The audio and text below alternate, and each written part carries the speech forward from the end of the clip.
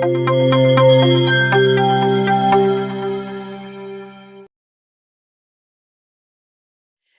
दोस्तों, मैं हूं डॉक्टर प्रियंका और आप देख रहे हैं डेंटल सॉल्यूशंस।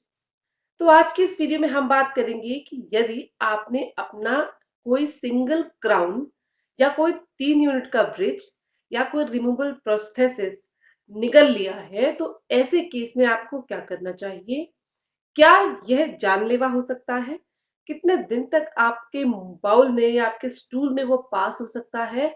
और अगर आपने इसे अनदेखा कर दिया तो क्या कॉम्प्लिकेशंस हो सकते हैं?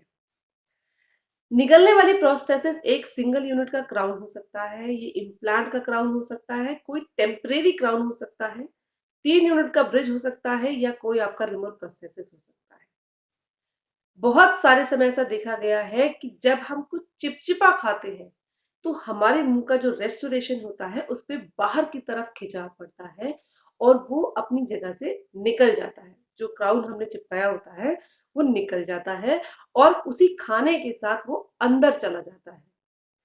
99% केसेस में जो क्राउन अंदर गया है वो हमारे पेट में चला जाता है, क्योंकि जब हम खाना खाते हैं तो हमारा जो खाने की नली है वो तो खुले रहती है, लेकिन जो सांस लेने की नली है वो बंद हो जाती है।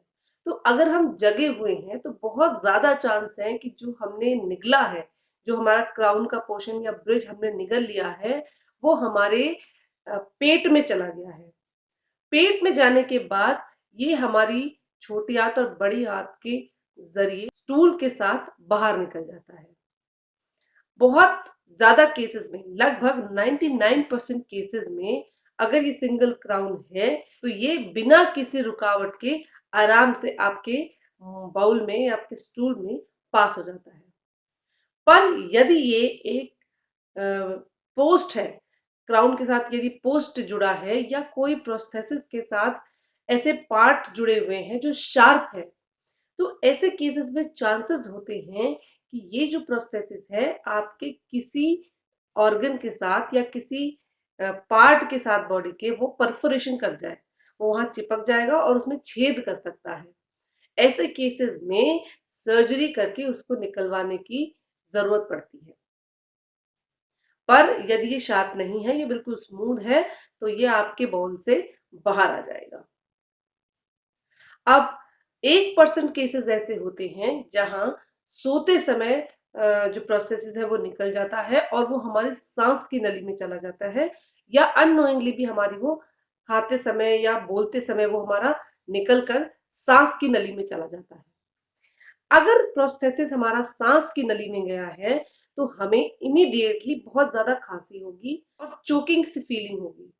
सांस की नली में जाने के बाद ये सारे सिम्टम्स के साथ हमें इमीडिएटली अपने डॉक्टर्स को विजिट करना होता है या मेडिकल हेल्प की जरूरत पड़ती है, क्योंकि ये लाइफ थ्रेटनिंग हो सकता है, इससे हमारी जान पर बन सकती है। तो यदि कोई प्रोस्थेसिस आपकी सांस की नली में गया है तो शॉर्टनेस ऑफ ब्रेथ, मतलब सांस लेने में तकलीफ होगी, खांसी के साथ चांसेस हैं कि वो निकल जाए, लेकिन यदि वो नहीं निकला और आपके लंग्स में पहुंच गया तो ये बहुत दिक्कत वाली बात हो जाती है। ऐसे केस में आपको इमीडिएटली अपने डेंटिस्ट को या अपने फिजिशियन को दिखाने की जरूरत पड़ेगी।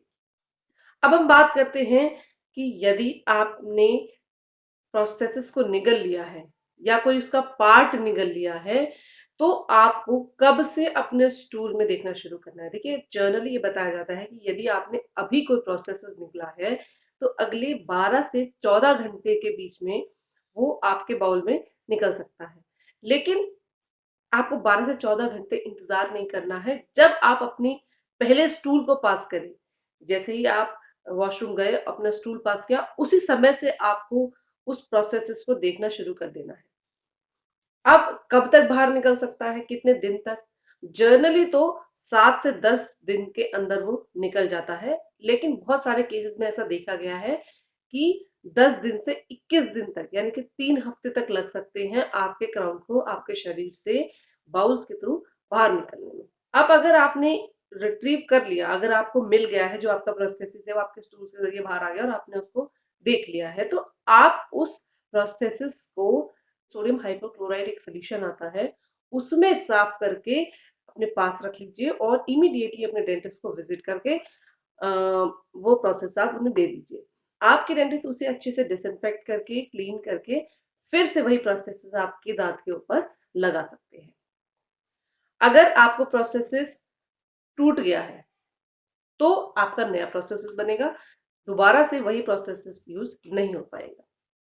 अब अगर आपने इसे छोड़ दिया, अगर आपने 21 दिन के बाद भी आपने देखा कि आपको प्रोसेसेस नहीं मिल रहा है, आपने बहुत कोशिश करी लेकिन 21 दिन के बाद भी आपको ये नहीं मिल रहा है, तो ऐसे केस में आपको अपने डॉक्टर को विजिट करना है, अपने डेंटिस्ट को विजिट करना है।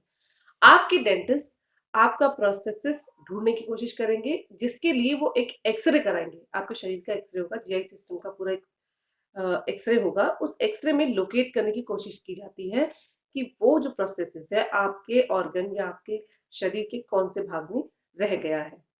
बहुत बार अगर प्रोस्थेसिस अंदर रह जाता है तो उससे इन्फेक्शन होने का डर रहता है।